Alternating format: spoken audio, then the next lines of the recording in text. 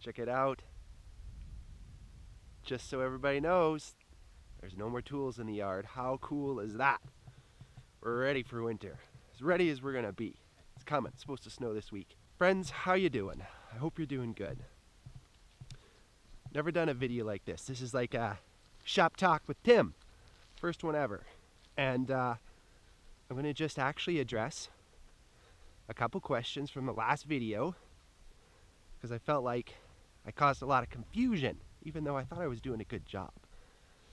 So we're gonna talk about a couple things here. First one is natural gas and the forge. I used to run the forge on propane back at the coast, and now here on Alberta, I'm going to natural gas. And the reason is because natural gas is supplied to the property is a lot cheaper than propane. It's a no-brainer.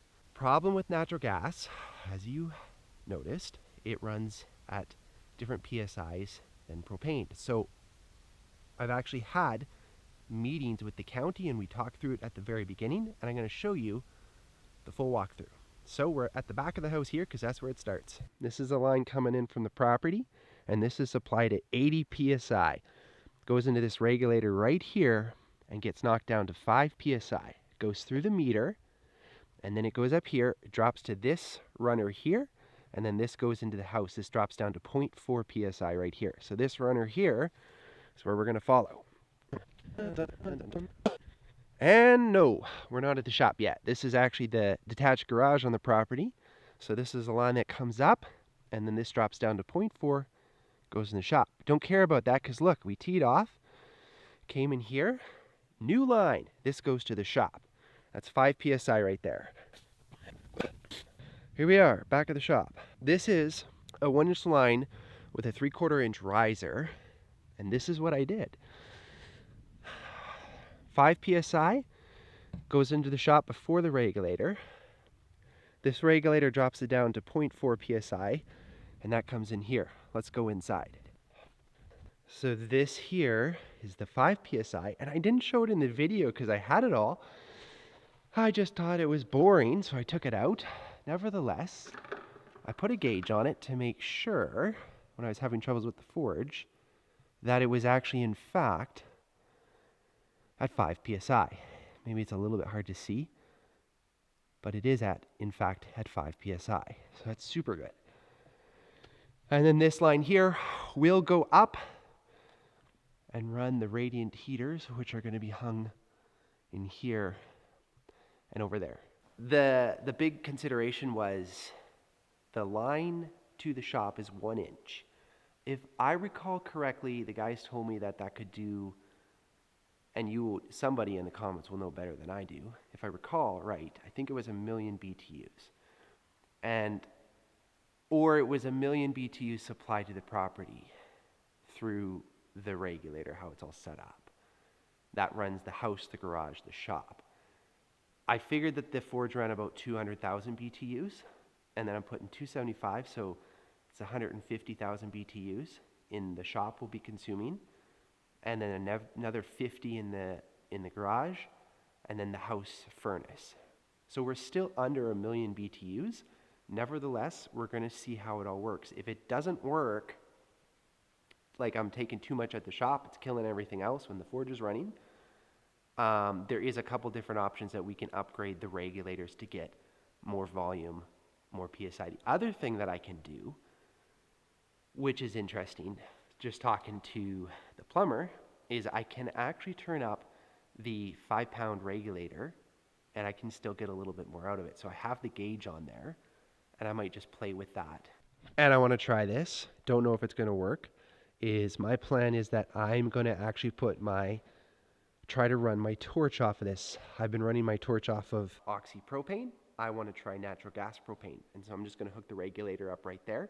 We're going to try it and see if it works. So in that sense, we might need to bump up to, maybe 8 PSI instead of the 5 PSI for that.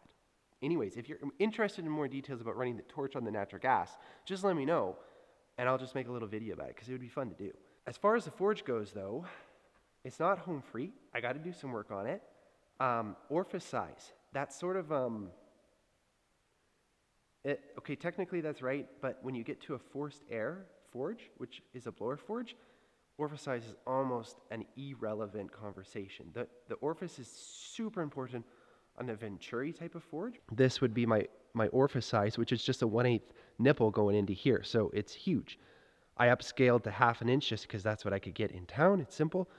So orifice size is not really that much of a consideration on the forced air. However, the burner is not running right, and I want to do a couple things before I say what it is exactly. But the first thing I'm going to do is get some fire bricks because I don't have any, and stoke up the doors, get that better. That does affect performance. And then I think that I'm going to have to do a full rebuild on this, and I will absolutely 100% not be putting the burner coming in on a turbine cycle like this because of the noise. It's so loud. I'm going to come in top down, and I'm probably going to do a ribbon burner, and I think that'll be substantially better for natural gas. Conceptual thoughts at this point, but we're going to be looking at doing a full rebuild on this at some point anyways. So hopefully that's clear as mud. If there's any other confusion on that, just let me know and we'll get it cleared up. But that's where we're at with the natural gas for running the forge for the shop. Next question, the VFD. We were running 15 horsepower motor on 16 gauge wire. Sorry, no. Boy. All right, I'm going to do a full walkthrough, and hopefully this will be as clear as mud. When I originally got this, it was actually given to me, which was one of the best gifts I've ever had in my whole entire life. I actually phoned the manufacturer, and I talked to them specifically about the way I was setting up and the application. And so that they helped me out with the thermal overload. We'll talk about that here. But look, here's the deal. This is the VFD here. This is single phase power coming in here to the main shop. That's 200 amp supply to this. I'm taking 240 volt, 100 amp. We bring it right into here. And then this bad boy here converts it to 3-phase 240 volt and sends it to my motor on the power hammer. This VFD is a 60 horsepower VFD. When you're doing what I'm doing, which is making 3-phase out of a VFD, needs to be at least double the rated capacity. So this machine, because it's a 60 horsepower, could theoretically do a 30 horsepower motor from single phase to 3-phase. Because I'm doing a 15 horsepower motor, it's overkill by a long shot. So that's why I've put the thermal overload in, because this thing would cook the freaking daylights out of that motor if anything went bad.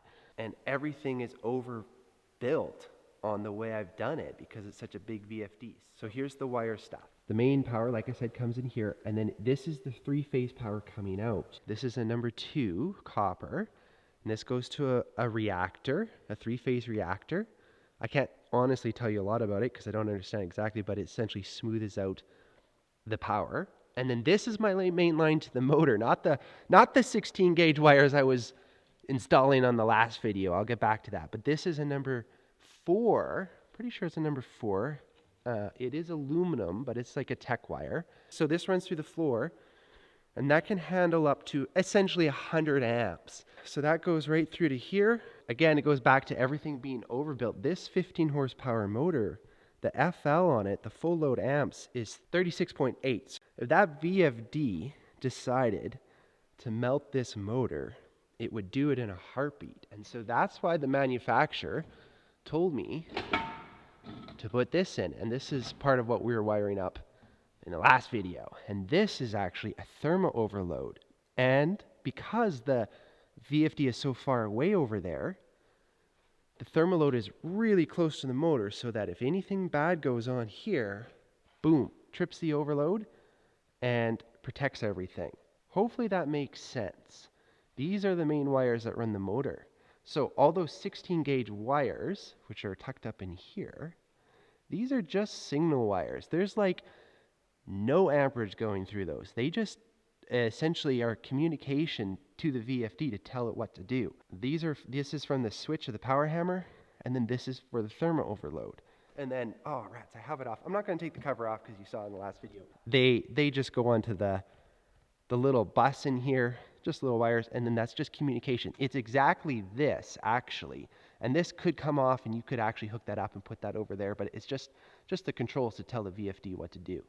Hopefully that makes sense. If I had my choice, every single piece of equipment in here would run off of its own VFD. You can't share a VFD for a piece of equipment, one VFD for one motor.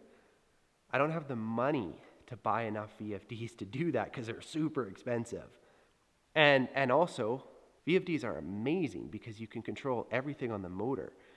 And so what I've done is I've set it up with a ramp up and a ramp down. And so you're typically when you smack on a motor, the amperage just goes screaming high to get it up to speed, and then it goes. So it's huge spikes.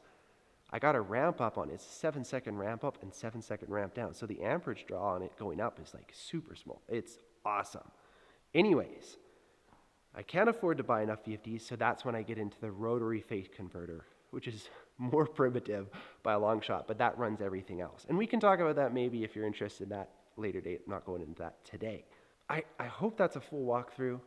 Answers any questions, clear as mud. Let's keep going. 2 things on the power hammer. I don't even know how I didn't put it in the video. I said it so many times and I always just cut it out. Epoxy strength. Concrete, from what I understand on compression, is about a 4,000 PSI like strength. The epoxy is 14,000 PSI strength for compression. So it's very hard. So I don't think it's going to be an issue. However, I've never used it before. We will see, but I'm highly optimistic that the epoxy is stronger than the concrete. And then finally, the last thing. Did the anvil shift when I ran it and the dies line up? It didn't even move anything. It's completely locked in there. So it doesn't really surprise me. I'm kind of happy about that too, actually, because that means once you set it down, it stays. I remember when I set up the first time, I had to really do a lot of jiggling around with it. I'm going to have to do that as well. And what that's going to look like is I'm going to have to lift the anvil up, nudge it over, put it down. And that's going to be a big job. I don't have any equipment or anything. When I did it in the first shop, my dad's shop, I used an A-frame that we built, which would be perfect for this. I don't have that, so anyways, I'm going to leave that for now and get into that only when I need to get those dies lined up, which hopefully is, well, we'll get there when we get there. That concludes the shop talk with Tim today.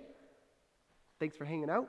I had fun making it. If there's any other questions you want to know, feel free to drop them in the comments below and we'll get those addressed. Thank you to all the members. I super appreciate you guys for jumping in. If you haven't heard about that, you can just hit the join button down below and pick a tier that works for you. It helps support the channel for me to be able to keep doing this, building the videos. We'll see you in the next one, guys. Peace. Peace? I never say peace. No, I say keep the forge lit. We'll see you in the next one. All right, bye for now.